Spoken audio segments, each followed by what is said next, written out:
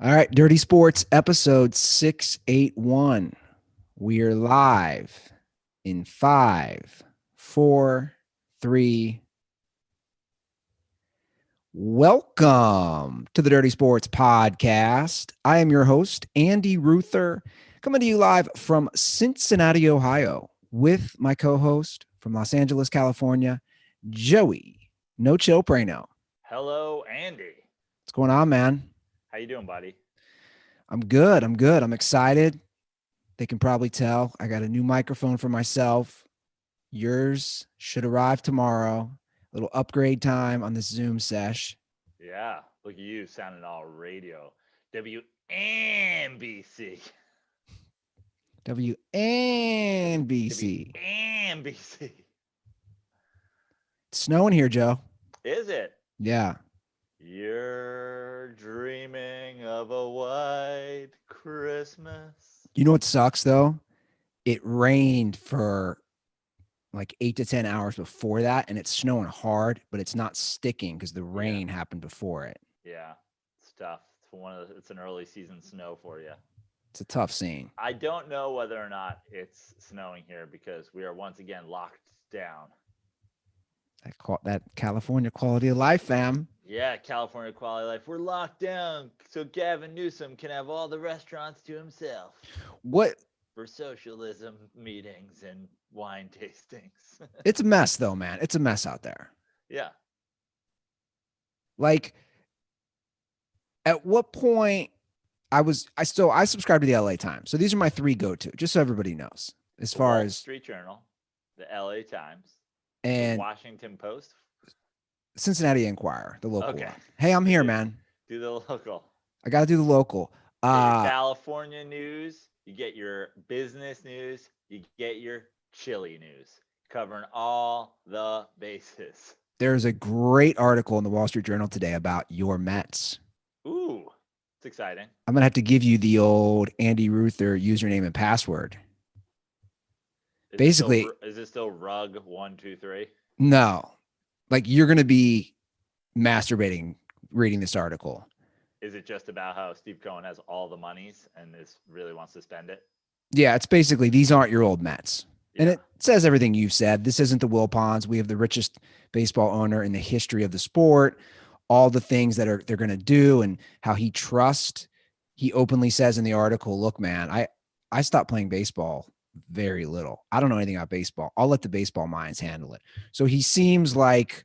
Yeah, he's already brought Sandy Alderson back in, who's responsible for drafting every great player currently on the New York Mets. Yeah. Yeah, he's been really awesome. If you're a baseball, even if you're not a Mets fan, you should follow him on Twitter.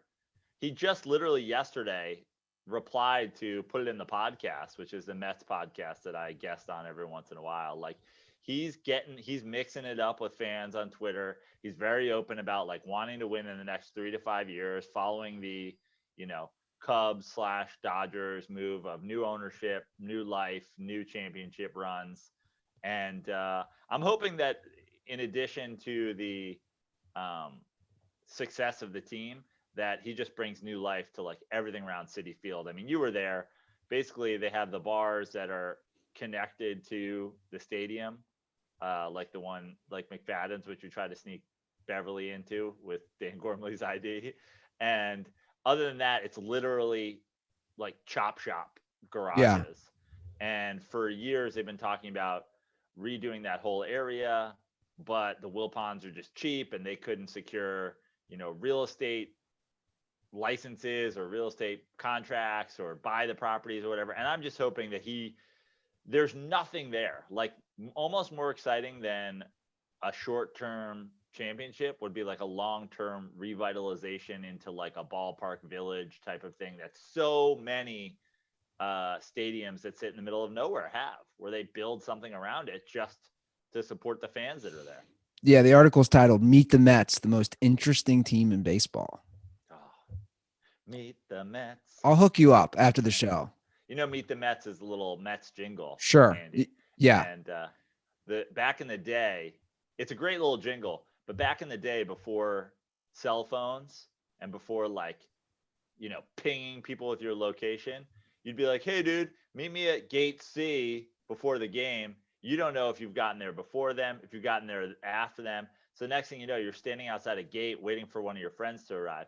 And after about 9 to 10 minutes of hearing Meet the Mets on loop, you will go insane. Like you turn into the Joker.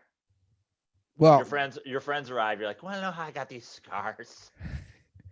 I stood outside gate C, and my dad said, "Meet the Mets." well, Joe, was there a part of you that was having a mini insane attack watching your Giants really have a battle against a backup Cincinnati Bengals quarterback yesterday? Well, obviously, it was a game the whole way through, but when Daniel Jones was in there, he was playing really well. I mean, this is however many consecutive games now without him turning over the ball, when he has been the biggest turnover machine in the league since he came in, besides, Carson Wentz and Jameis Winston, who like do it at ungodly levels.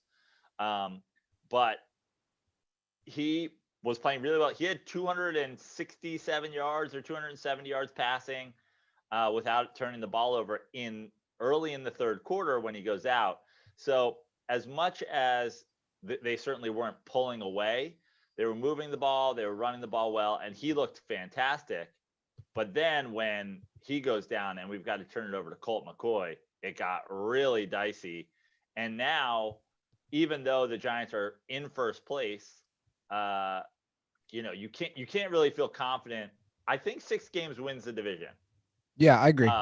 But I don't think you can feel confident that the Giants even beat the 2 teams that they that they would maybe even be favored over going forward if you don't have Daniel Jones. Now, one of those teams would be the Cowboys, who they have in week 17. So you're going to need to win that game if the Cowboys make any sort of push to win 6 games as well.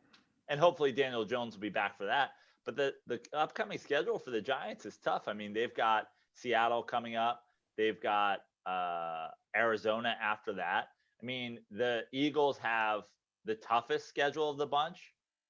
So it's kind of crazy, but like, it's the Giants, it's Washington, like it's still 100% anybody's division. Well, judging how the Cowboys did on Thanksgiving, I would think no one would have any confidence in the Cowboys from not only the players, but the coaching staff. And seriously, Mike McCarthy, how does this guy have a job? Like it is, I just don't get it. Just terrible decisions throughout the game. No, just no personality to the team.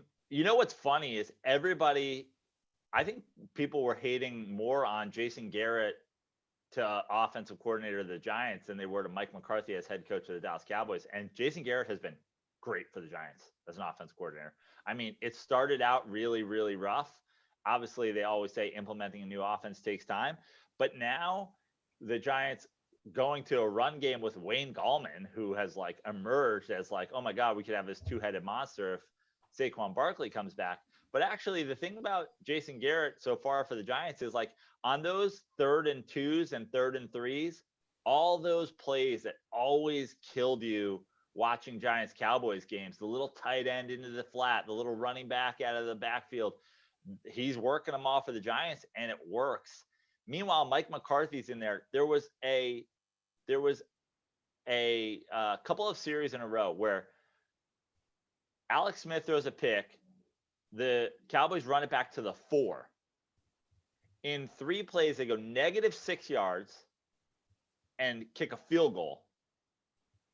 Washington gets the ball back. I forget what Washington does in their possession, but then Cowboys get the ball back and turn it over on downs on their side of the field. It's like I'm obviously very critical of the analytics guys and the desperation and the whatever, but you're going to kick the field goal when you've been given a gift interception and got the ball at their 4, but you're going to go for it on your side of the field 2 possessions later. Well, my thing with Mike McCarthy, as I watch the Packers last night, you can't help but think of all these years of futility and how Aaron Rodgers was Conti- wasted. can not only wasted, but I also want to give credit to him, as you know, like he continued to play at a MVP level so many years in spite of the buffoonery of Mike McCarthy. And I agree with you as far as wasted. It's crazy. Like if you're a Packers fan, talk about wasted years of fandom. And that's the thing is, we talk all about across sports, whether it be wins, rings, whatever, from LeBron and Michael to Brady and Manning to whoever. Like yesterday, people going at us with Goff QB win stats. You're like, bro, are you joking? You have to watch these games and you have to realize, like, when people judge Aaron Rodgers versus other guys that he's been in the league with and go, oh, well, let's go, what has he really done? It's like, what has he really done? He's made them a competent football franchise with an incompetent head coach. And I've said it before about, Brady versus Peyton. Like if Peyton Manning was and swapped positions with Tom Brady, I truly believe that the Patriots don't lose a Super Bowl for a decade. And that's not taking anything away from Tom Brady. What that's doing is saying, I actually think that, Manning is better and he was just in a worse situation. And, in a way, obviously Tom Brady's 43, but we see what happens now that Tom Brady is in Tampa Bay and, people are now saying, oh, Arians offense and blah, blah, blah, blah, blah. Were But you listening? Were you sorry to cut you off? Were you listening to what Romo was saying about that? Yeah, I mean, I gotta say, I found Romo to be just like a Tom Brady apologist yesterday. Well, I thought it was interesting. Romo was basically saying he is used obviously to the different scheme that New England ran of a lot of play action, a lot of the quick slant passes, the hot reads, and you took that as he's an apologist. Well, first of all, I think that there the term system quarterback always gets thrown around like it's a diss when like it's the highest compliment. You know what I mean? The highest compliment is you fit a system. Joe Montana was the West Coast offense. Joe Montana and Bill Walsh together changed the face of football for 2 decades, 3 decades. But Tom Brady, like the thing about the Tom Brady in the Belichick system that is fact, but also like kind of used against him is whatever is, yeah, Tom Brady was doing the dinking and the dunking and the quick slanting and the running back out of the backfield and the whatever. Everything that our boy Barry McCockiner does when he puts together a Tom Brady highlight reel. Tom Brady won all his Super Bowls and all his things with a very, dink and dunk offense. And obviously, the year where they go 18-1 and lose to the Giants when he gets Randy Moss and they're chucking the ball downfield shows you that he has the ability to, go deep and be like be a high powered offense. But also, they didn't win that year. Yeah. So, the Brady, the thing about Brady is getting judged right now at 43, but he's also getting judged without Belichick. And I think that those go hand in hand, and both are as, much of a factor in his sort of lack of success. The thing that I'll say about Tom Brady, though, that I think he's getting exposed a little bit is, and I said this a few times in the last few episodes, is Tom Brady, as compared to some of the other all-timers, struggles with pressure. Always will. Tom Brady is essentially what I've always said about like why you don't draft big program quarterbacks. Well, you know who said that? I don't know if you caught it. His former teammate, Rodney Harrison, was talking about that during the Sunday Night Football pregame or postgame, whenever it was. I thought it was a good point. He specifically said that. He said, look, man, if you put pressure, especially from the front line, on Tom Brady, He said this, he will turn the ball over. Yeah. And that's what you're seeing this year. You're seeing a lot of fumbles, a lot of bad interceptions. And that was how the Giants beat him, and that was how the Eagles beat him, and that was how, he would lose. That's how he lost to a Ravens team. That's how he lost. Like in the times that Tom Brady has been beaten in his career, that's how you do it. And the thing is there are, and again, I have no argument for Brady's legacy. He's got all the stats, he's got all the accolades, he's got all the rings. But the bottom line is, like, when you look at him on film as compared to other great, like, there are way more holes in Tom Brady's game than there are in Aaron Rodgers, Peyton Manning's, Patrick Mahomes. I think, body language is important, right? In sports. And the Bucs are getting a lot of airtime, whether it's prime time or the main game of the week. So we're all watching them as a country, as a football world, whatever you want to call it. His body language or kind of his facial expressions this year versus previous years, to me, it's noticeably different. It's in the past, you have the safety valve of Bill Belichick, of a Josh McDaniels, right? You have the defense, of a running game, of like all the things that, the Patriots, the amount of times that Patriots have been down X amount of points in a game versus the Bucs being down in one season is going to it's going to be a ridiculous amount. Like, they're already talking about Tom Brady's never been swept in his division until now. Yeah. So it's a little different. And I was one of the people who overhyped them. And I think, they're so porous from the defensive back standpoint. They have a great D line, but I mean, look how obviously it's Patrick Mahomes, but I mean, wow, just wow. Yesterday were they exposed? Yeah. And people like, this is, I'm not trying to make it the Tom Brady truther episode, but all the people who have done the imagine Brady with weapons. Brady has all the weapons. I don't know how much more weapons you want him to have. Yeah. And the bottom line is the reason, and Bill Belichick's complaining about how they have had to spend their money in New England now. But when you're spending money on a defense and you're spending money on an offensive line to protect Tom Brady, and you're spending money on Brady, you don't have a lot of money left over for weapons. And if you have an offensive scheme that's stinking donkey, you don't need them. And Tom Brady, I'm sure right now, would trade all of these guys for Edelman and a great defense and a great offensive line and a scheme that works. Yeah. And on the other side, holy shit, Kansas City at this point. Like, in my opinion, and I could be wrong, and I don't know what the stats are, how they're playing right now, probably on both sides of the ball. This is the best I've seen the Chiefs right now since Patrick Mahomes became the starter. I just think they are, to me, it's not even close as far as the best team. Do you have any sort of fear that, like, they're playing a dangerous game of every game is close, every game is a drive away from being, flipping the score, that like catches up with you? Or do you just think that they turn it, that come playoff time, they turn it on? Well, obviously, there's a sense of complacency when you, like yesterday, you build another big lead in your offense. Tyreek Hill had 200 yards. I don't understand the first quarter. Tyreek Hill was pacing to break the single game record. They took the foot off the gas pedal. But I feel like they blow that game out. I feel like they blow the Bucs out if they go, our only goal for the rest of the game is to have Tyreek Hill break that record.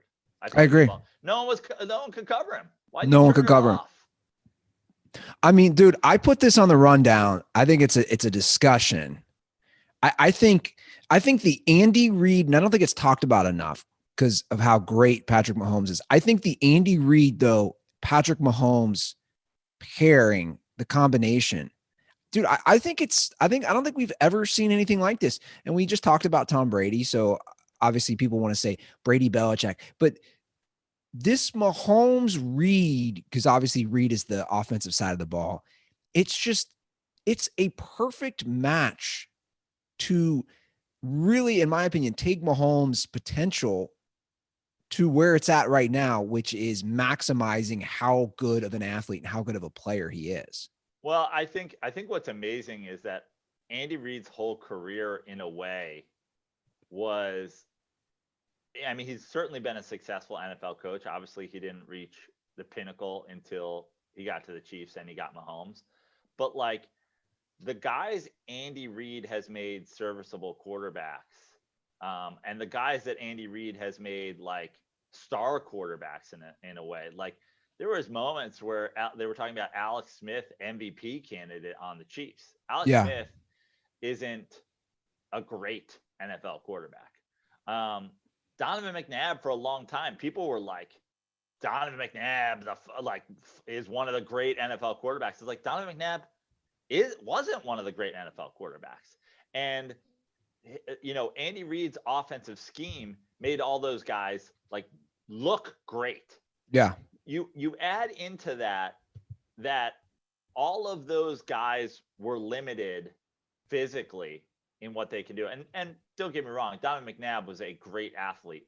But in terms of what Patrick Mahomes is able to do, like basically you have Andy Reid's offense, which is like the screens, the short passes, all this, whatever. And then you add on top of that, at any point, this guy can escape and throw the ball 70 yards downfield. And it becomes kind of unfair. Oh, it's totally unfair. And in a way, it's like if Andy Reid had spent his whole career doing Bruce Arians things, throwing the ball down the field, throwing the ball down the field, throwing the ball down the field, you put Patrick Mahomes in it, and it's like, oh, is this the Raiders offense? We're going to go long every time. But you've kind of handcuffed Andy Reid into thinking inside, like, cooking with just 5 ingredients. And then you take, him and you put him in a world-class kitchen and you go, all the ingredients. He's like, man, I can make fucking anything. Yeah. Basically, Andy Reid went from, he was at a Waffle House his whole life. And he had the basic ingredients and the basic standard meal you would get at a Waffle House. And then you put him in some fine dining in the heart of Beverly Hills. And you're right. And he is just really utilizing those guys to their fullest potential. But Patrick Mahomes, like Patrick Mahomes is a freak. And like, if you were weighting it, it's more Patrick Mahomes than it is Andy Reid because. Sure. But together. Yeah. But again, he has everything. He's got mobility. He's got touch. He's got the arm angles. He can throw the screen game. He can throw it long. He can throw it downfield. He can run when he needs to. Like, he is complete. There's not a quarterback I've ever seen that can do all the things at all the levels that he can. And he's got the smarts. I don't think we talk about that enough. Take that final drive. He knows when to get down. When he had that run, his mobility, and then he gets down inbounds. He's just a smart quarterback. And he's only going to get better as far as that stuff's concerned. And what's crazy is, Patrick Mahomes has essentially never played a bad game.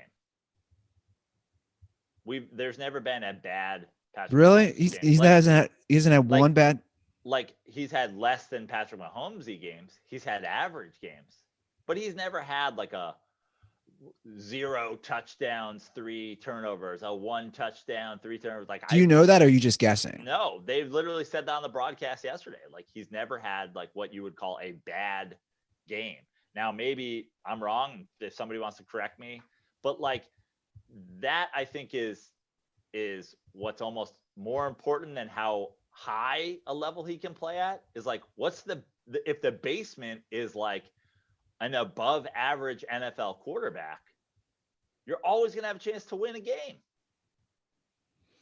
Yeah. I just put Patrick Mahomes' worst game, Joe, into Google.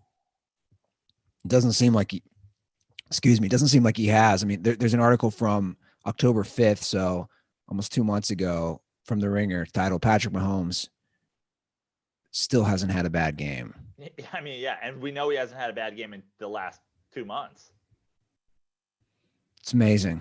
I mean, it really is what he's doing. And to be honest, it's almost unfair. Like, it's almost, when I'm watching that game yesterday, I'm saying to myself, Like who's going to beat them? I want to discuss that. To me, the biggest threat for them in I want to talk AFC. I think it's the Titans, because to me, the formula to beat the Chiefs is Keep what them off the field. Exactly. Derrick Henry, feed him. You have like you talk about this. There's Steelers fans right now that are losing their minds, right? Because they're undefeated and they have a good D line and they have whatever. But here's the thing about the Steelers is like Patrick Mahomes has never had a bad game. Yeah. Like, your defensive line isn't going to cause Patrick Mahomes to get sacked 7 times and throw 1 touchdown and throw 3 picks. It's Totally not agree. going to happen. So now we're talking about some sort of Roethlisberger to Claypool, Mahomes to all his weapons shootout. Bye. You lose. Yeah. You get nothing. Yeah, I absolutely agree with you. I mean, the Titans have certainly looked shaky at points this year. We both predicted them to win that game. They blew out a Colts team that they knew they had to beat to, control the division. But I mean, do I give the Titans a great chance of beating the Chiefs? Of course not. But I agree with you that their best chance, the best chance to dethrone them in a playoff game is to run the shit out of the ball and limit the amount of time that they have on offense. Yeah, and were they beating them at halftime last year? Yeah. At least into the second quarter, right? Yeah. The Titans. Well, the game, the Chiefs, the Chiefs were down 24-0 to the Texans, and then sure, and then it was close. I don't know if they were but I think up at halftime. I think the Titans. That's what I'm saying. Like that, where you control the ball with Henry, and at this point he's not going to win it. But I think I don't think it's crazy to say that Derrick Henry deserves some MVP votes. Yeah. And I agree with you, because without them, what are they? And there's been a lot of talk that, the way Tannehill came in and changed Derrick Henry, and it's a team philosophy. You got to have a guy who's going to protect the ball and whatever if you're going to run the shit out of the ball. You can't turn the ball over and be a slow it down offense. And that's why the Titans, do pose, even though it's not a real risk to beating the Chiefs, probably the best, which is if you're not going to get a Patrick Mahomes 2-pick game or 3-pick game, then a 1-pick game or a 1-pick and a 1 freak fumble or a bad special teams play. Like, if you're going to beat the Chiefs, you've got to win, even if it's close. The 3-2, there's Vince Lombardi, there's 5 big plays in every game. And if you have 15 drives on each side of the ball, then those plays don't factor in as much. But if you limit the amount of possessions entirely, 1 pick here, 1 muffed punt there could be the difference in a game. Now, Joe, sticking with the AFC West, what happened to your Raiders? I don't know if it was west to east. I don't know if it was, but I mean, they got trounced. Trounced. And here, let's talk a little bit more, as much as I'm disappointed and saddened in what the Raiders did. And unfortunately, I didn't watch a ton of that game, but it was bad. But the Falcons don't make anybody happy. The Falcons don't make their own fans happy. They don't make the Falcons are the spoilers across the league. They only win games that they're not supposed to win. They lose games they're not supposed to lose. Their fans hate them. Other teams' fans hate them. I mean, the Falcons are like the coal in your stocking. The Falcons are a razor blade in your Halloween candy. Like, the Falcons don't make anybody happy. You don't win it. You don't lose enough games to get high draft picks. You don't win enough games to compete. It's like unbelievable. The Falcons have never been right since they blew that 28-3 lead. I know there's so many memes and jokes, but it is the truth. Yeah. That they have not been right as a organization since that Super Bowl.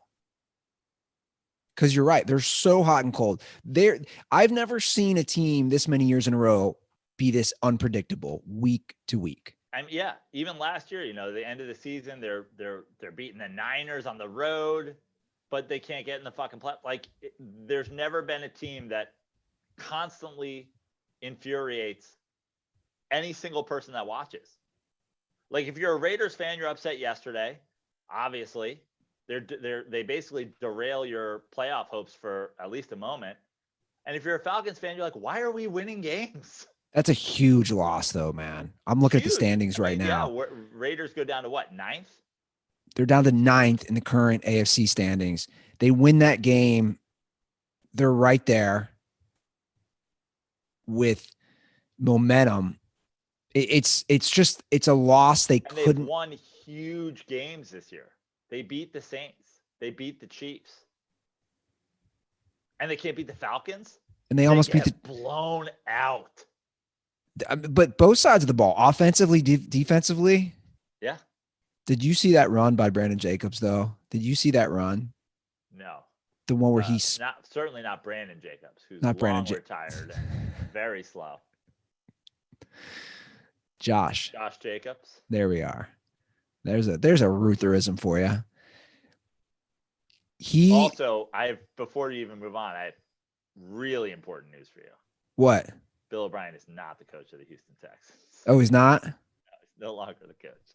And before you mock Dan Quinn's defense for giving up this Josh Jacobs run, he's also not the coach of the Atlanta Falcons.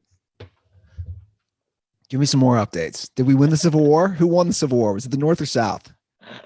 Yeah, I don't know. You're in Cincinnati. Which side were you guys on?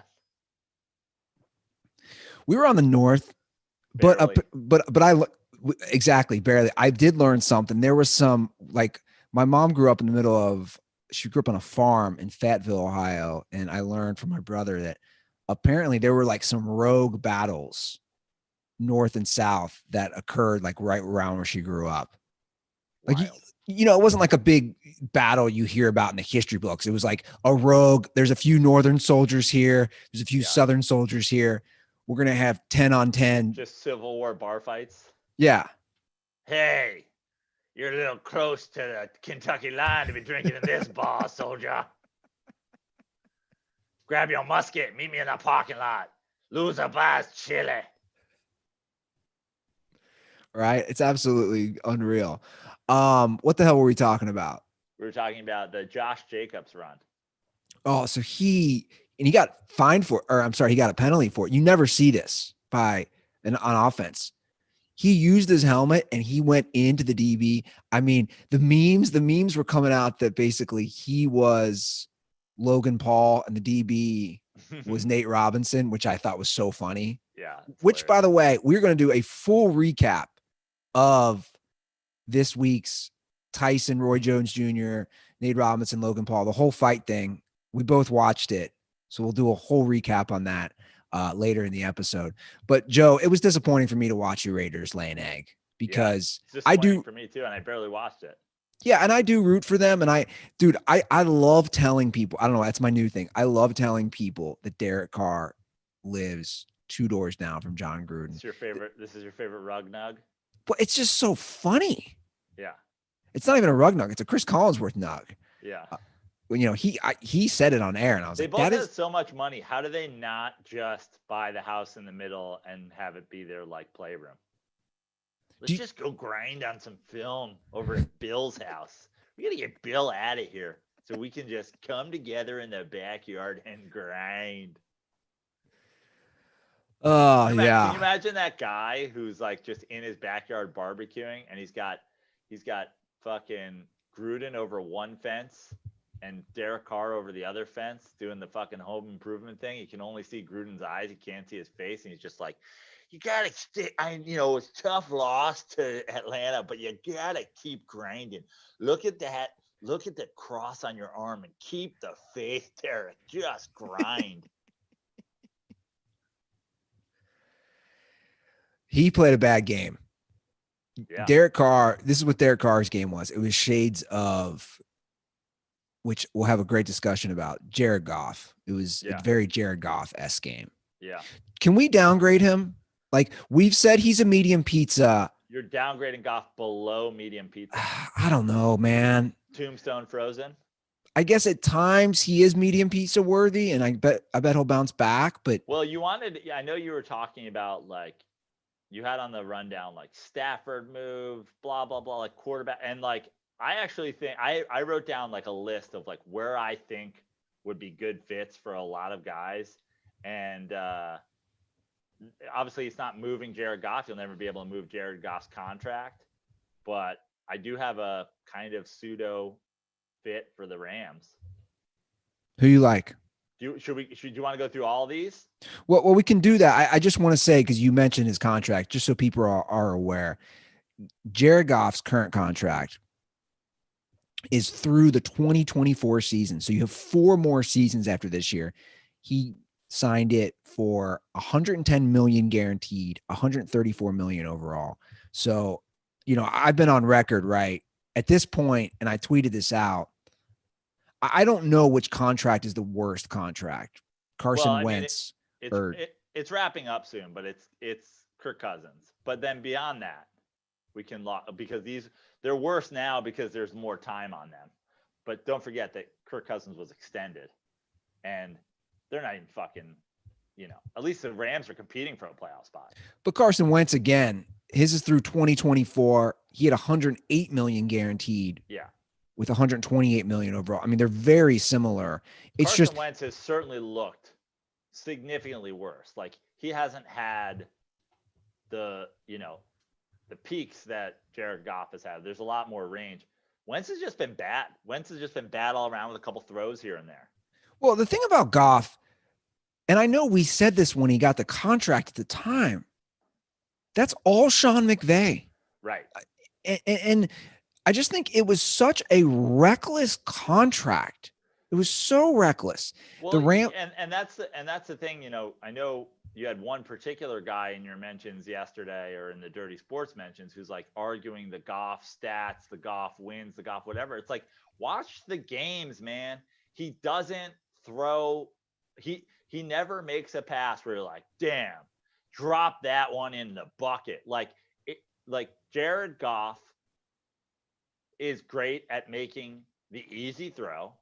He's bad at making the tough throw. And a lot of times he just makes reckless decisions. You could say, and it wouldn't be far-fetched at all, that any quarterback plays a competent game yesterday they win that game. I 100% agree.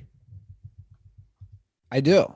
I think any QB who plays just a decent game. And here's one more thing about Jared Goff, guys. And I don't want this to be like me shitting on Jared Goff, because I know how hard it is. I don't know how hard it is, but I can imagine how hard it is to be a professional quarterback in the NFL. But this is year 5, right, Joe?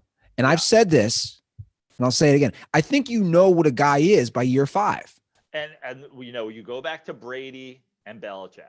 You go back to the most famous quarterback coach pairing. Brady was Mr. 175 yards, 2 touchdowns, 1 pick, protect the ball, win multiple. It was that realm where he was winning 2 Super Bowls, 3 Super Bowls. Then Brady blossoms into a guy who can put up stats and can carry your team and can finish the game with a drive. And Jared Goff is in year 5. He's still in now, like the Rams equivalent of McVay of the 175 game manager is gaudy stats because we out-scheme the other team. But like at some point you have to be able to take the ball when you need a score, drive it down, make some difficult throws, and win a game. And Jared Goff got to a Super Bowl, but he didn't win the Super Bowl. And that Super Bowl wasn't, oh my God, they kicked your ass. Like you make a couple plays in that Super Bowl, you win the game. Yeah, it was 3-0 after 3 quarters. And I know that everything always, get your beers out. Joe mentions Eli Manning, drink, but like that's the guy that like when I look back at his career, it's like, dude, there was a NFC Championship game where he was sacked 6 times and knocked down 15 times. There were Super Bowls where he made crazy throws and crazy plays. It's like you have to get yourself there, and then you need to rise to the occasion. Jared Goff didn't do that in the Super Bowl. Jared Goff hasn't done that in really too many big games in the fourth quarter and final drives down the stretch. Yeah. And again, year 5, like I'm not saying guys can't eventually turn it around, but the reason I think someone like him is different is that some guys are building up, right? They continue to build up. He's had the keys to the Porsche for a while now. He's had Sean McVay, the offensive innovator. He's had the weapons. He's had all the pieces around him. If you can't put it together, and now they got a defense that's better than like yeah, they're getting turnovers, they're scoring. Aaron Donald's dominating. Jalen Ramsey had not his best game yesterday, but has been incredible. You lose. I'm putting 100% that game on Goff. Yeah. You lose at home to a Niners team who currently doesn't even have a place to play with a backup quarterback. It's just unexcusable. And I don't think he's going to progress. It sucks for Rams fans. Like I said, he's on the books for another 4 years. It's tough to watch. Do you want to know who my cheap backup sneaky safety valve for the Rams is? Let's hear it. Sam Darnold. Ooh, it's an interesting one. LA. He's playing in the shadow of the Coliseum. He's going to be cheap. I mean, I can't imagine that the Jets decide to keep Darnold around in a weird, young quarterback room. Like, make the Jets an offer. They're rebuilding. Get Darnold. There are a lot of quarterback gurus out there who believe that Sam Darnold is far better than he's shown in the Jets. I don't think Sam Darnold is like the next, Joe Montana or whatever. But when you look at some of the plays and the tough throws that Sam Darnold has made, it's almost like, in a way, I always talk about how I don't like quarterbacks coming from big schools. It's almost like Sam Darnold had to do a post-grad at a terrible college because he just went to a bad team. He gets fucking murdered. And now, you get smacked in the face with a little reality. You get dropped down a peg, bring him home to Southern California, bring him home to LA. So you're shipping Goff to New York? No. Goff stays because no one's going to take Goff's contract. Yeah. Goff stays. Sam Darnold comes in and potentially competes with, no money invested in him. They did. They brought in fucking, what's his name at one point? They brought in Baldy from Jacksonville. Bortles. Yeah. Well, you know what I think it is? This is what I think happened. I think McVay overestimated himself. I think what happened was they make this Super Bowl in year 2, and he sees that. And I just looked. I mean, those are by far his best numbers, the year the Rams went to the Super Bowl. And I think in his head, he had so much success. He goes 11-5, and they go 13-3. I think he saw how good they were under his system, and he thought, I can really turn this guy into, a top 7, top 8 quarterback. And he's played when he plays well, he plays well. I just think that, it's almost like what were the other options for the Rams? You know what I mean? To bail on a Jared Goff in that situation would have been weird. I don't think, again, he still had one more year on the rookie deal. It was just a reckless time. It was the Wentz contract, which happened first. I more think it's, just not being realistic of what you have in terms of money. Like, I don't think Jared Goff as the quarterback of the Rams is that big a deal, but Jared Goff for that money is. And we've seen it with Kirk Cousins in Washington. We've seen it with Dak Prescott in Dallas. It's like, if you're not sure he's the guy, there are a way to extend these guys with the franchise tag and say, prove it. Yeah. And they didn't do that. And I know that they need a face of the franchise for the new stadium and all that, but dude, you got Aaron Donald. You got a Sure. face of the franchise. Yeah. So I like Goff stays, Darnold comes in and competes. You like that. I like it. But a lot of my quarterback movements is guys returning to places that they may feel comfortable. Where do you like Matthew Stafford? I mean, the obvious thing to me is Matthew Stafford to Dallas. Yeah. But a low key, sneaky one, Matthew Stafford to a Steelers team if Ben Roethlisberger decides to hang him up. What about Matthew Stafford? Because he only has one more year. Does he improve the Colts at all? Probably, but like they already like invested in Phillip Rivers for a couple of seasons, and it was Phillip Rivers on a 1-year deal. 2-year. Yeah, so they invested in him for a 2-year deal. They extended Brissett, and like, are you now like they've been better with Rivers? You restarted again. I almost think if it's not Rivers, it's a draft guy. Yeah. That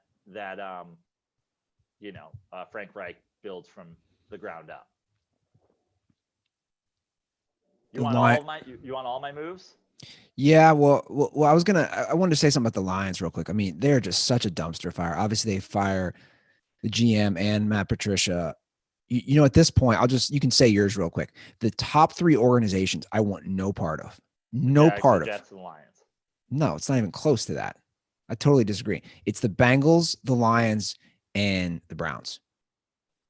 I mean, how can you have the Browns there and not the Jets? But the Browns are a playoff team right now. 1 year, big deal. I'm going on history. The Jets are going to go 0-16 and have a history of also being terrible. I agree, but they made a couple AFC Championship games 10 years ago. That was a long time ago. I'm telling you though, man, I would want what would your 3? The Jags will have success here and there, man. Yeah, I mean, I could say the Bengals, the Jets, and the Lions at this point, but like the Jets got to be in there. You think? To me, yeah. But again, they won't fire Adam Gase. I know, but I'm going on the last basically 25 years, a quarter of a century. To me, the Browns have to be in that mix. It's Browns, Lions, and Bengals. I would want no part of those organizations. Maybe the Browns are fine. But the Browns have the Browns got, finally woke up from, a cocaine bender and stopped letting Hugh Jackson win 0.3 games a season for 4 years or whatever the fuck he did. And seemed to be at least headed in the right direction. Yeah, you could be right. I could be wrong there. But by far, it's Detroit and Cincinnati. Yeah. It's embarrassing. Like this whole thing. I have in my QB moves, I have Jags, Lions, Jets. Obviously, I put after the Jets should do draft rebuilds. Yeah. Where are you? What are you doing? There's no reason to bring in a guy right now to save your team. You're not good. There's no sign that you're going to be good. Stafford, I've got Cowboys is obvious. He returns to Texas. Obviously, as a Giants fan, I hope that doesn't happen. I hope they stick with Dak forever. I hope they stick with Andy Dalton and Dak. I hope you go 2-headed quarterback for all time. And then again, low key, I think be a nice fit on a Steelers team if Roethlisberger hangs it up. Which, let's talk about the Steelers. Like, if you guys go 14-2, but you don't win the Super Bowl, do you come back with how long? If you're Roethlisberger, do you stick around? Well, I think it depends. If you make the Super Bowl, you don't make any moves. Right. If you don't make the Super Bowl, then we can talk. I like Matt Ryan to the Niners. I think reuniting with his old coach. Reuniting with his old offense coordinator. And the low-key second play I like for Matt Ryan is Matt Ryan to the Patriots. Matt Ryan returns to Boston. The team that just destroyed his current team. I like Dak Prescott. If Stafford, if the Cowboys make a move for Stafford, which I think would be ridiculous not to. I think that the Cowboys improve significantly if you get Stafford. I like Dak to the Falcons or Carolina. I really like Dak to the Falcons. Carolina. What about Teddy B? Teddy Bridgewater. Is Teddy Bridgewater the future? Yeah. Teddy Bridgewater is the future of the Panthers. To me, he is, if he can stay healthy. I mean, I like a RPO Dak Christian McCaffrey, but I actually like Dak to the Falcons the most. Okay. A black quarterback in hot Atlanta, they'll eat that shit up.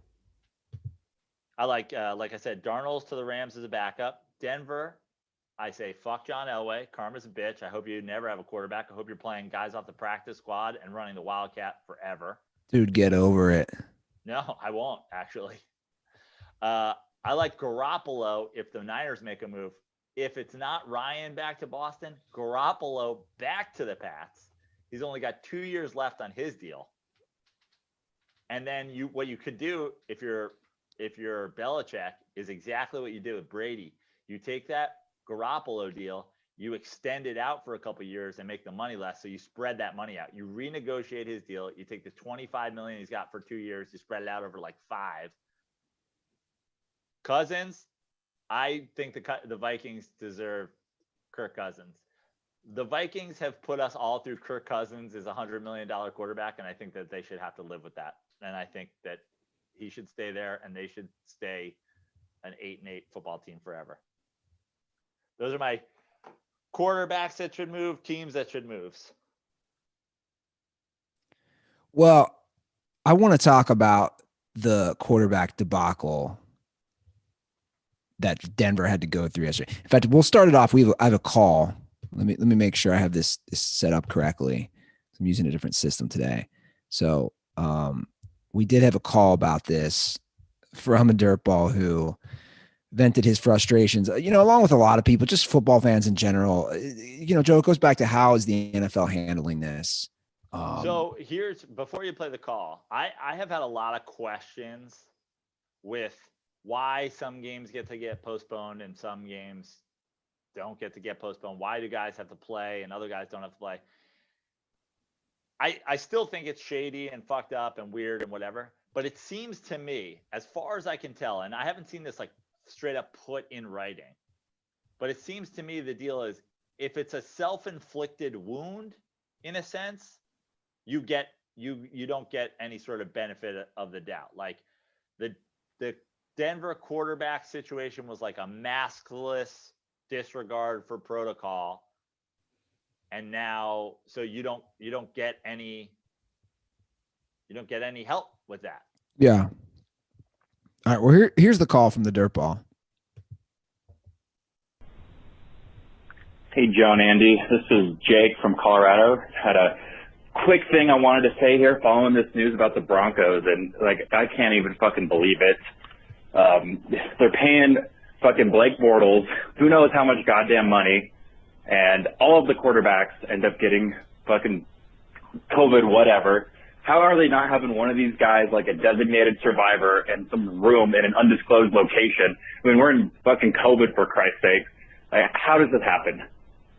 It's absolutely unbelievable. And the Broncos, who had an outside chance at making a playoff push, now just have no chance. I mean, it's the stupidest fucking thing I've ever seen in my life. So just wanted to get that off my mind real quick, and stay dirty, boys. Thanks for the call. If you guys want to vent or call about anything, once again, the hotline is 310-359-8365. I love the designated survivor idea, but also I think the caller should have a designated driver idea, because go home, you're drunk. Outside shot at the playoffs. They had an outside shot. They had an outside shot. A small one.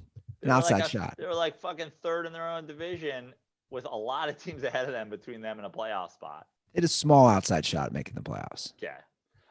Yeah, I mean, I love the designated survivor. I love the take the guy who gets the least amount of practice snaps at quarterback and make them be bubble boy, like Jake Gyllenhaal. Well, I felt bad for this kid, this Hinton kid. Yeah. I mean, I don't know if you guys follow his history. This kid had never played a snap in the NFL ever. Right. and basically was a wide receiver. So obviously a college quarterback. He wasn't though. So he went to he had played college quarterback. Yeah, so he went to Wake Forest. He was a quarterback, which they converted to receiver. So he played wide receiver his senior year, and he's been playing receiver on the practice squad in the NFL. It's just, I don't know if you watched any of it. It was, I did, and honestly, I felt literally, I had sorrow, I had sympathy. I was like, this poor kid. Yeah, I felt bad for him too. I also felt like, dude, if you're gonna go this route, then go it. Like the idea that there was full possessions where they're just going, put Phillip Lindsay in the backfield and just like snap the ball to him and let him run. Like, was that ever gonna work? Why don't you just go full Army or Navy wishbone? Yeah, exactly. Like, dude, you're and you have the Air Force right there. Bring in the Air Force coaching staff, run some crazy military academy shit. Yeah. I heard that they petitioned the league to try to let Rob Calabrese, former University of South Florida quarterback who's on their coaching staff, quarterback for them. They did.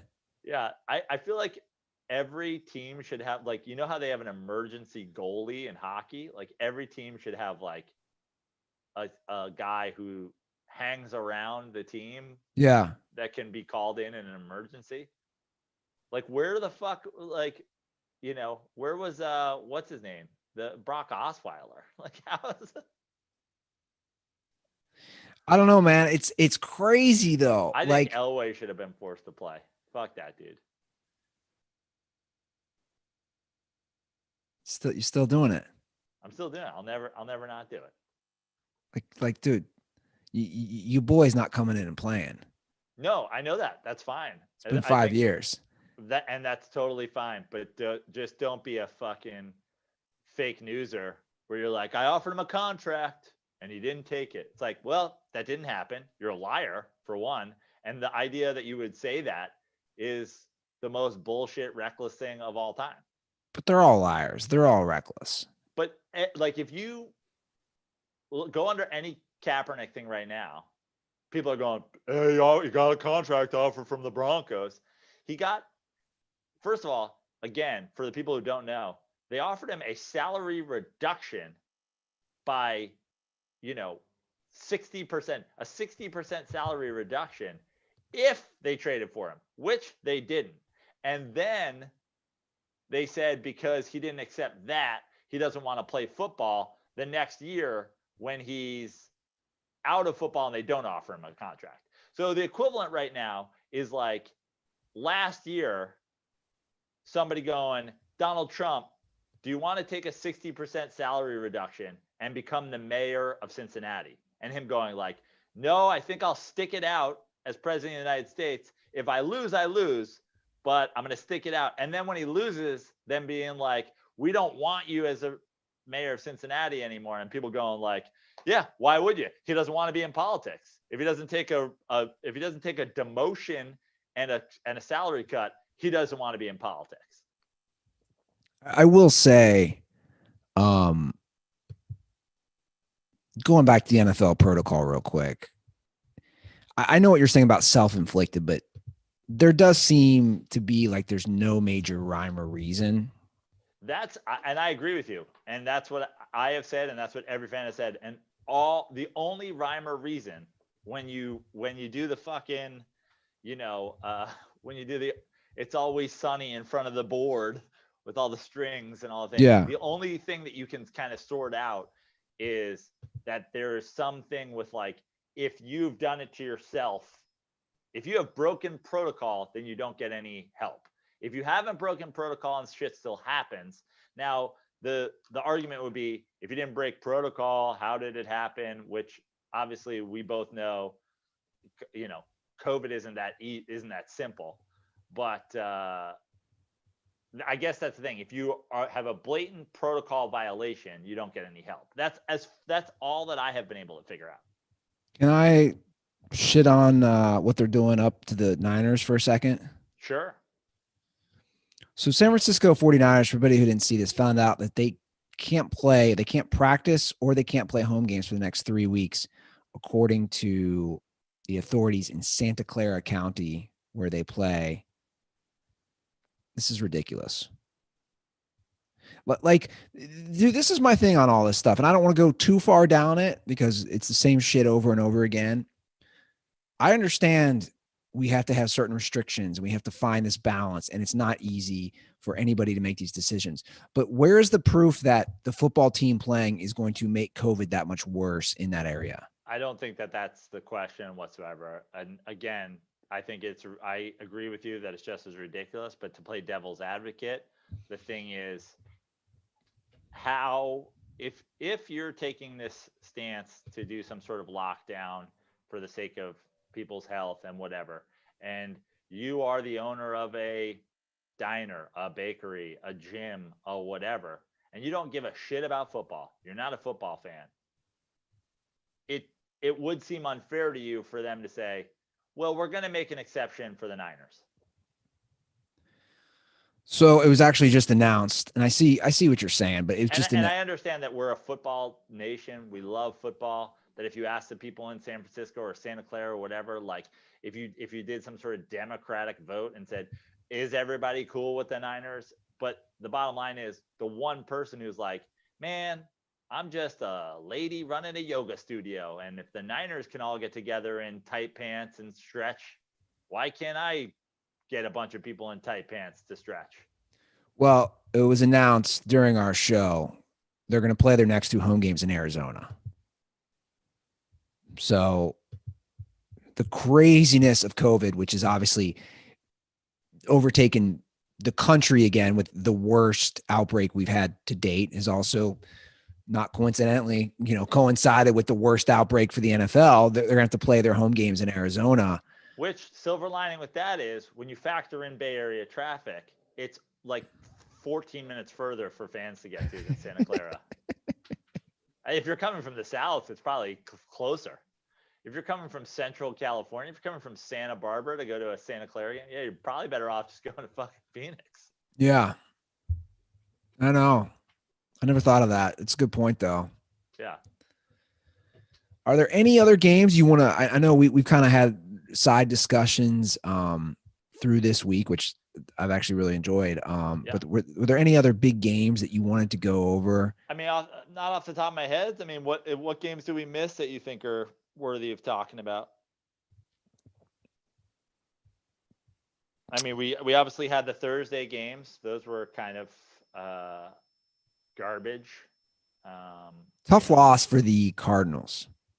Tough loss for the Cardinals for sure. But honestly, if you're the Cardinals, like you have to win it. Like that, to me, that game is like, well, you have to win that game. Why don't we discuss the coaching decision there before the end of the half? Sure. Oh, you mean the desperate coaching decision where they didn't go for a field goal and they lost the game by 3 points? That one? Yeah. You have time to run one play before the half ends. You decide not to. You decide not to kick a field goal. You run the ball. Who was it? Kenyon Drake didn't get in the end zone. You go to half. You lose by 3. Again, this is an analytics thing. And the argument on the other side, I'll do it for you, is the percent chance of them winning goes up higher if they get in there than their percent chance of losing if they don't get in, or some crazy analytics thing. But here's the thing. When you play it out, here's what happens. They lose that game 100% because they don't have 3 more points. If they have 3 more points, they go to overtime. So the analytics thing is all in this fabrication of life where it could play out all these different ways. But the truth is the Patriots end the half getting a stop. Yeah, that's what it is. Momentum. You go into the locker room.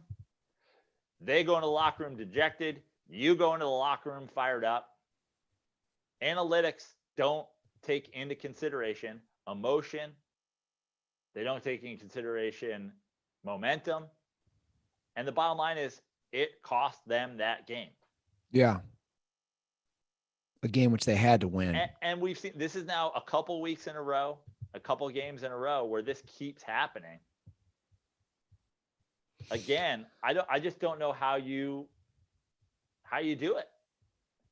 Yeah, I agree. And I think you know what? The Giants did it in their game. They go for it on a 4th down close to the goal line. They get in as opposed to kicking a field goal. And to me, again, every game, if this isn't a game of blackjack, there is no book. The Giants, who are 3-7, playing the Bengals, you need to assert some sort of, you need to be like, we aren't just we're not just going to like cross our fingers and hope we can beat a Bengals team with a backup quarterback. We believe we can fucking beat your ass. Yeah.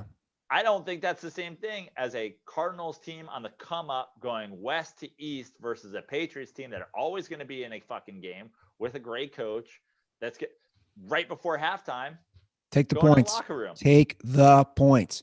When in doubt, I mean, I always say 9 times out of 10, take the guaranteed points. And it's a different situation if that game has started out, if it's 31-28 going into the locker room and you're looking at, some sort of Chiefs, Rams, Monday night shootout situation. You ain't playing that game in New England. No. By the way, a quick note within the broadcast. I've seen a couple comments and I responded, and I don't know if it's going to be the same way on the audio. Joe is going to be a little lower than me because he's on, the headphones and I have a microphone. This will be all cleaned up for next episode. FYI. We got a second mic on its way.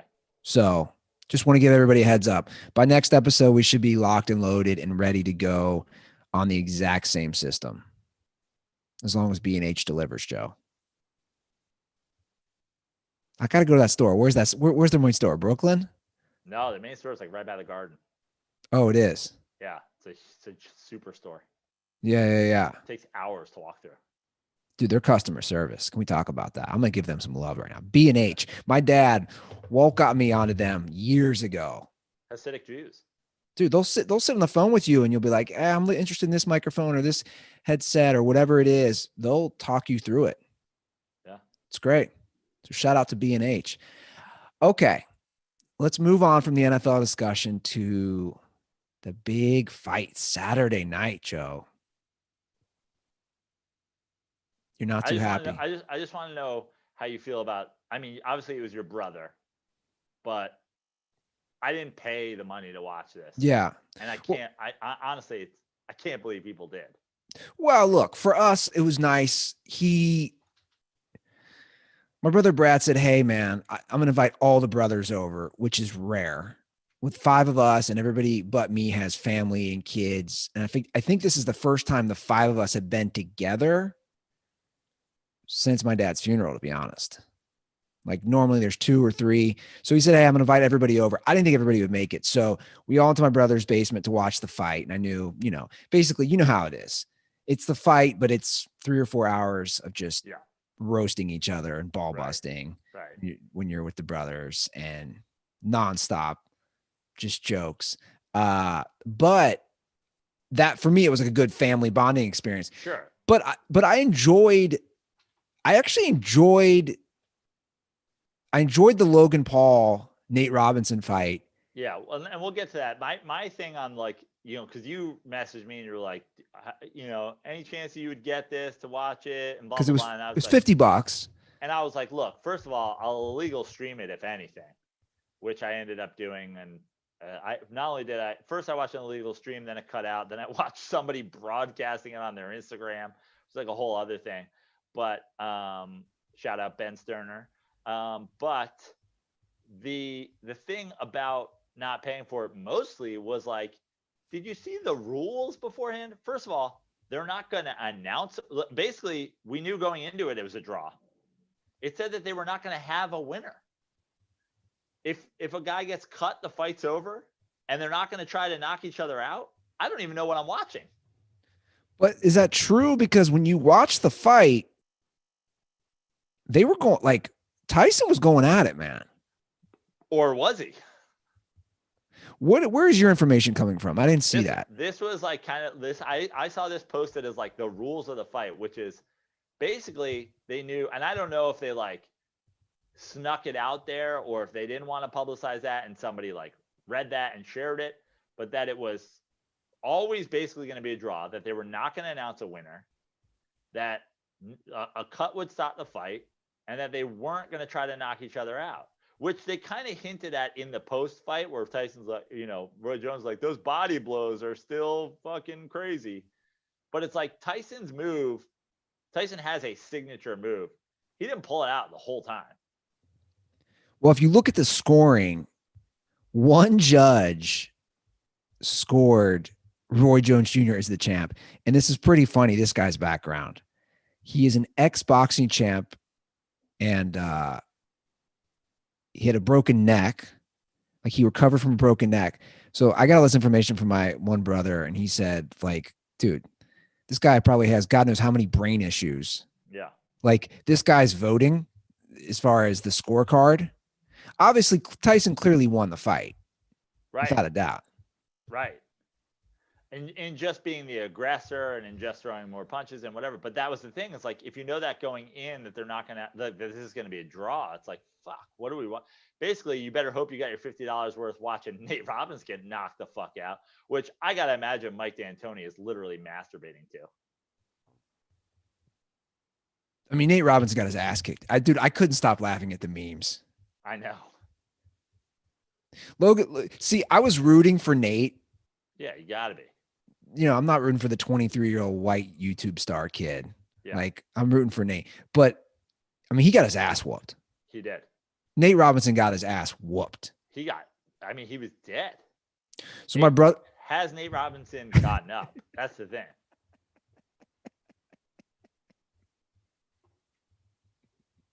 Like, Nate Robinson was down for the count. Even before he was destroyed, like when he took that hit on the back of his head. Yeah. I mean, and a lot of people are like, oh, Nate, like, be careful. Like, Nate will still kick your ass. I'm like, dude, I don't know if that's true at this point. And Nate got, like, this YouTuber put Nate into a coma. Like, Nate Robinson, it straight up out of the movie Friday. Like, he took a punch from Debo.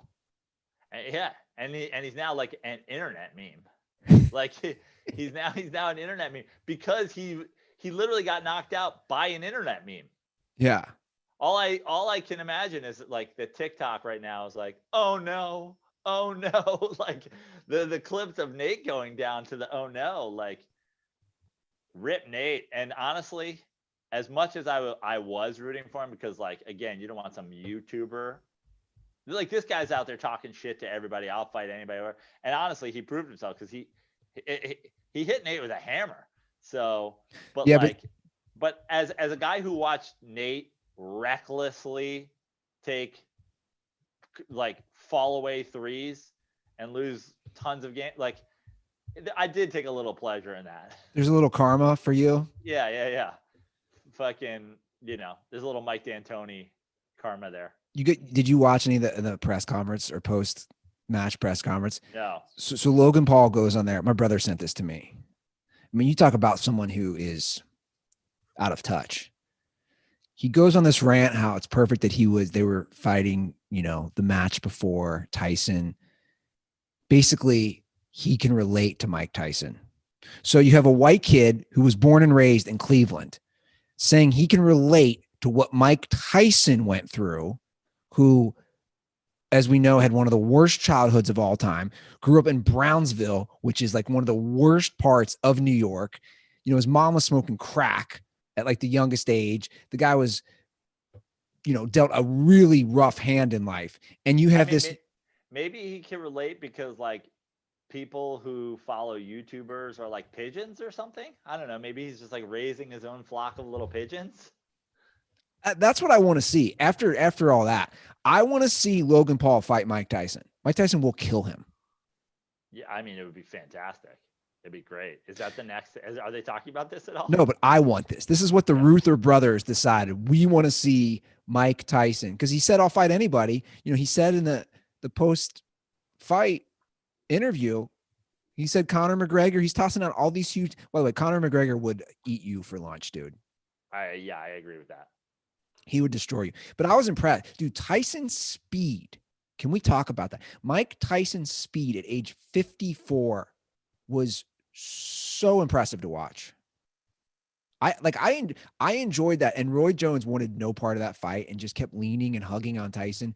And that post game interview, post match interview, I could not stop laughing. Yeah, it was ridiculous. I think it would have been way more exciting if you felt like somebody had a chance to get knocked out. It's like, also, you guys are in your 50s and you're doing this for a bunch of money. Like, why aren't you just boxing?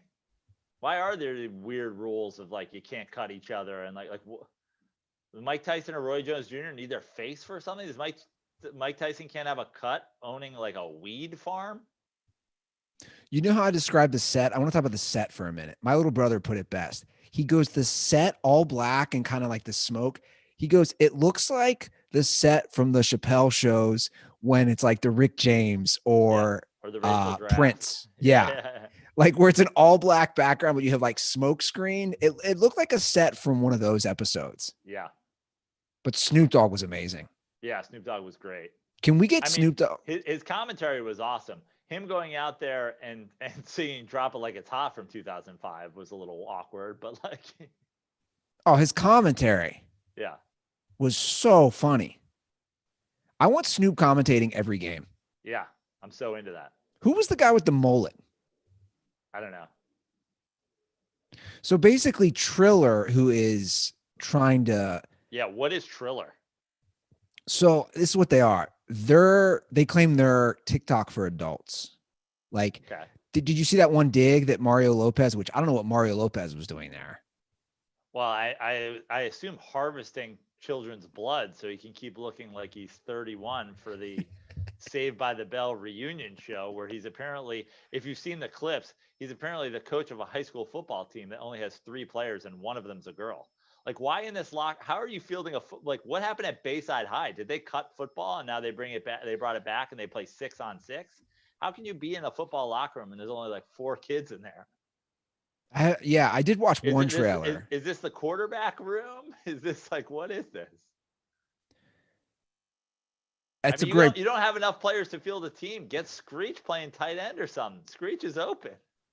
And he's jobless. Like, throw Screech in here.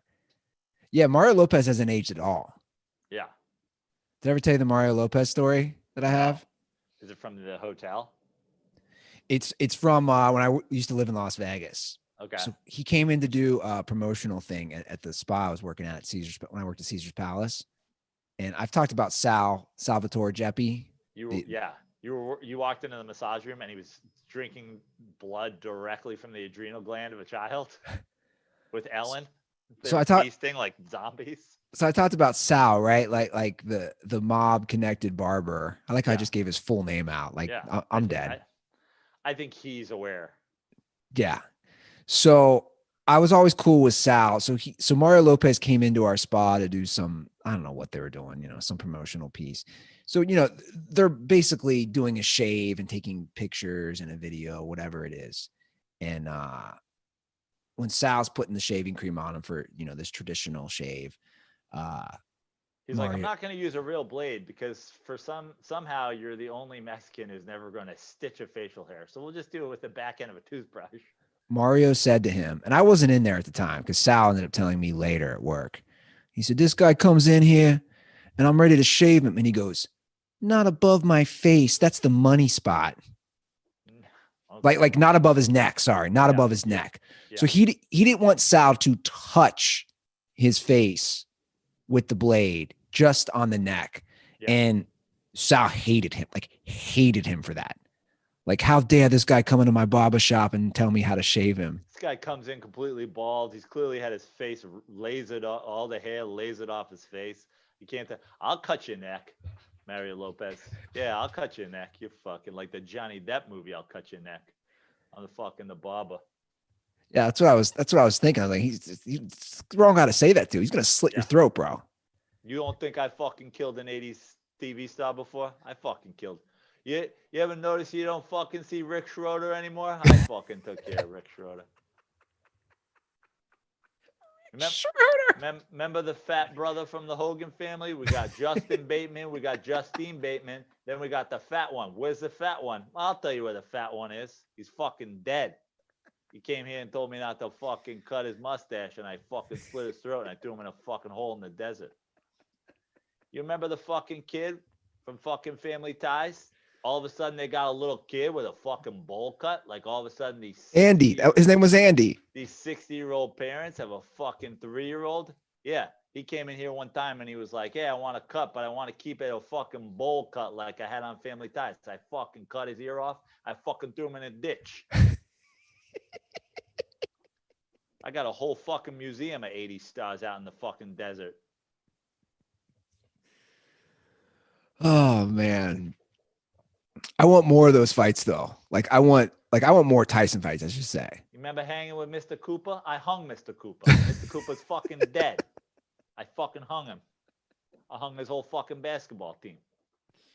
There's too many racial overtones with that one, Sal. I don't know about that one. Hey, I wasn't even say that's fucking you with the racism. That's not me. I was just doing a fucking pun because his show was hanging with Mr. Cooper. I know you were, Sal. I know you were. Sal. I wonder what Sal's up to these days. He's fucking killing everybody from Salute Your Shorts. Guy comes in my fucking barbershop. He goes, "Hey, dude, I didn't know he was referencing the show he was on. I thought he was calling me dude. Hey, I'm a fucking 65-year-old man. You don't call me dude. I put 2 bullets in him. I threw him in a ditch." Then they told me he was on a show called Hey Dude. I don't fucking know. That's pretty accurate. You ever seen Pete and Pete? I killed both Petes. I fucking murdered them. Murdered one Pete, and I fucking murdered the other Pete. I had to show Sal one time how to listen to a voicemail. I'm not even lying. He's like, "Yo, Andy, come in here." He's like, "I think somebody left me a message. How do I listen to it?" I'm like a voicemail? He's like, "Yeah, like a voicemail. How do I listen to it?" And then I'd show him, and he'd always say, "You're a good kid. You're a good kid, Andy." He'd always pat me on the back. "You're a good kid, Andy. Now, some of them other kids I don't like some of those other kids in the spot. You're a good kid." Love it. You know who he used to cut? He used to cut Ryan Reynolds. Like, he built some weird relationship with Ryan. When Ryan Reynolds was on, what? Two guys girl in a pizza shop? Yeah. That's awesome. He used to share with me all these Ryan Reynolds stories. Like, he loved Ryan Reynolds. That's a guy he did not kill. Yeah. He's like, "You know who I did kill, though? You know, it was on at the same time as Two Guys, a Girl in a Pizza Shop, and it was always fucking stealing their ratings. Remember Jonathan Silverman from fucking Weekend at Bernie's? He was on the show, The Single Guy. I fucking murdered him. You notice there hasn't been a fucking Weekend at Bernie's remake in a couple years. Jonathan Silverman, fucking dead." My brother Greg and I rewatched that the other day. Weekend at Bernie's? It had been a long time. It's the most ridiculous plot, Prano. Yeah, yeah. Like, no, the most ridiculous plot is Weekend at Bernie's 2, where he's fucking dancing for voodoo. I don't think I've seen the second one. Oh my God, it's so ridiculous. I used to do a great impression of it though. Like he's a dead body, but whenever this fucking song comes on, he kind of comes alive and he fucking starts bouncing. And I used to just lay face down on the ground and then wake up to the fucking voodoo song, start walking around. Did a good Weekend at Bernie's 2 impression. I used to fucking kill in middle school. Dude, that was a dance. Remember, like 6 or 7 years ago, 8 years ago? Do you remember the Bernie dance became a thing? Like the fucking back wiggle. Yeah. Yeah. So you watched the match this week? I heard it was really good. So I watched the match, and what I put on the rundown is it was everything that I wanted the Tyson fight to be. It's like, so now there might be people out there going, "Yeah, it's been good for a while." I didn't watch either of the first two because I can't stand Tiger Woods. So the first one was just Tiger and Phil, and then it was Tiger, Phil, Brady, and Peyton. But I loved this one. I actually thought this one was great because you had 2 very good amateur golfers in Steph and Peyton Manning taking on Phil Mickelson and Barkley. Barkley's a 25 handicap. Barkley's terrible. And they were doing like an alternating shot thing. And it was really, I just thought what was the most impressive thing of it was the production. I mean, the production of these guys on AirPods talking throughout a round. It was everything I envisioned for, the Dirty Sports match play between Tug and Laz following Golfgate that has now been shut down because there's a gag order on discussing Golfgate. But I just think the production of it is awesome.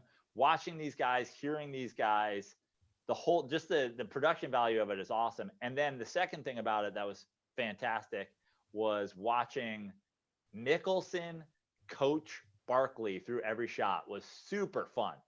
And honestly, without Barkley, I didn't watch again like the Peyton, Brady one, but like without the Barkley factor, it wouldn't have been as fun. And watching Mickelson just like zen coach Barkley through it was really fun. I really, really enjoyed it. And I just thought the production value was awesome. The golf course looked awesome.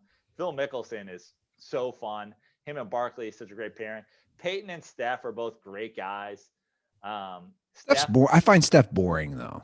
Yeah, but they're great guys and they're funny and they're like, ribbing Charles. I mean, Peyton is roasting Charles the whole time, and Peyton's hilarious. Yeah, Peyton's great. And Peyton is apparently a 5 handicap, which is pretty darn good. But like Peyton Manning is Mr. Steady. Like the guy was hitting fairways and like nice approach game, nice short game, but like slow and steady wins the race. Steph kept putting him in bunkers. Steph didn't play his best, and I've seen Steph play at that Tahoe tournament and like hit some insane shots. Steph's a really good golfer, and a lot of people are kind of roasting him. The thing this weekend was a lot of people roasting guys and gals doing things that they could never think about doing. Like people coming at the Vanderbilt kicker. Like, dude, she was on the field for one kick because Vanderbilt couldn't score a fucking point. She should have played quarterback. Well, she was supposed to do a squib kick. Like that was scheduled. I know. And people are fucking like, no, what the fuck was that? Look, I've always said it, man. I don't. If somebody can do something, who cares? Like, I don't care. Like the idea that a woman couldn't, if a woman is good enough to play on the team, I don't care the sport. I'm all for it. And obviously, she got on the team because of a dire situation. Sure. And also, they squib kicked it so that she didn't get her ass kicked, and that's fine too. Like, obviously, they're not going to do that strategy. They're not going to have a full-time female kicker unless the female kicker could take a hit so they don't have to squib kick it every time. Yeah. But she was there to kick field goals and to kick extra points, and Vanderbilt fucking didn't score a single point or get into field goal range. And then their coach got fired the next day. Yeah. Yeah. But like the guy's roasting her and the guy's roasting Steph, who fucking, at one point he hit a 400-yard drive fucking straight into the water. But it was like, dude, he hits the ball farther and straighter than most people fucking watching this shit. Dude, pretty darn good golfer. Dude, the Twitter sphere is just full of. I mean, look at that guy last night. I just kept going after about Mitchell Trubisky. Like, I'm not saying I'm better than Mitchell Trubisky, but to like defend him, it's just I don't get people defending what's right in front of you. Right. Like, Trubisky's not a good quarterback. It hasn't worked out. Yeah, medium pizza. He's not even a medium pizza. Yeah. He's the personal pan that you used to get at Pizza Hut for reading books. The book it, right? Wasn't that what it was called? Yeah. That's what he is. Hey, I read 6 books and I'm in the 1st grade. I get a free personal pan pizza at Pizza Hut. That's what he is. Mitchell Trubisky is a literacy reward. And even as a kid, you knew it wasn't the best pizza. You're like, it's pizza. It's like you always say, right? Yeah. It's pizza. Yeah. It's still pizza. Technically. I mean, technically. But yeah, he was bad. And it's like, he has obviously a big turnover plate where like people are like, oh, his face mask. It's like, guys, who cares? Just because you get so now somebody face masks you should fumble. They never touched the ball in that play. It definitely was a face mask. Obviously, I went at it with like a dirt ball. Like I didn't say go at it. We literally had a Goff. We have a Goff defender. We have a nonstop Goff defender, and you're like, dude, if you don't think paying Goff $100 million guaranteed was reckless and has set the team back in terms of success, you're not watching. You're not watching. And then that guy goes, oh, he's worlds better than Matthew Stafford. Well, go home. You're drunk, dude. By the way, I didn't see all that. Did Matthew Stafford have sex with your sister? Or No, I didn't like, see any of these or exchanges. is Goff your cousin? Yeah. And I love the record when I keep Jared posting. Goff is not better than Matthew Stafford, for the record. No. Let me say that clearly. No, but I love that I keep obviously I have a thread going for a lot of this season on Jared Goff not deserving $100 million. I love when people say you're not watching the game. Hey, dumb shit. Of course I'm watching the game. I'm the one posting the clips. Yeah. If I wasn't And you're watching a Rams fan. Yeah. I The mean, Rams game, amongst other teams, but you're a Rams fan. I always have the Rams games on. And you and I are always texting about it. Yeah. Look at that Goff pass. It was terrible. Look at that Goff. My girlfriend's a Rams fan, so we always have the Rams game on as well. Yeah, yesterday was tough to watch. Yeah. Especially when anybody else who's a competent quarterback wins that game. Well, guys, if you want to leave your feedback to us directly, again, the hotline is 310-359-8365. Follow us on Instagram and Twitter at The Dirty Sports. Got some great new iTunes reviews. I'll be getting those koozies out this week. I promise. I have some long overdue ones, probably from way pre or the start of COVID. I'll get those out. So drop your Twitter or Instagram handle in that review, and we'll get those out for you. If you guys have stuck around for plugs, in just a couple hours, I will be participating in the virtual Boston Comedy Festival. I haven't done a ton of virtual shows since pandemic began, but I just did one the other night as a prep for this. Boston Comedy Festival is the first festival I ever participated in. God knows what year it was. Honestly, it might have been like 2002, 2003. First festival I ever did. A great comedy festival. They're doing it virtually this year, so I'll be doing a set on that. Go to my Instagram or go to my Twitter, and there'll be a link there. I think tickets cost something, but it should be fun. And it's a contest. I'm doing like 5 minutes, and if I do well, I move on. So if you want to watch some virtual comedy at 3 p.m. Pacific time, go check that out. Cool. All right, Dirtballs, that is our show for this Monday. We will be back again on Thursday in December. We're already here, Joe. December is already here. Can you believe it? 2020 is almost over. Oh, thank God. All right, Dirtballs, have a great few days. We'll see you in a couple days. And as always, stay